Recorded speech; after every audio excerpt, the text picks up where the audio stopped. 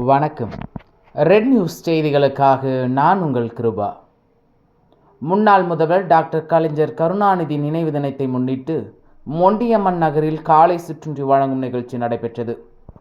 சென்னை வடகிழக்கு மாவட்டம் சோழவரம் தெற்கு ஒன்றிய திமுக சார்பில் பாடியநல்லூர் மொண்டியம்மன் நகர் மார்க்கெட் பகுதியில் மறைந்த முன்னாள் முதல்வர் டாக்டர் கலைஞர் கருணாநிதி அவர்களின் நினைவு தினத்தை முன்னிட்டு மாவட்ட கழக செயலாளர் மாதவரம் முன்னாள் சட்டமன்ற உறுப்பினர் எஸ். சுதர்சனம் ஆலோசனையின் பேரில் அலங்கரித்து வைக்கப்பட்டிருந்த அவரது திருவுருவப் படத்திற்கு சோழவரம் தெற்கு ஒன்றிய கழக செயலாளர் மீ.வே. கருணாகரன் தலைமையில் திமுகவினர் மலர் தூவி மரியாதை செலுத்தினர்.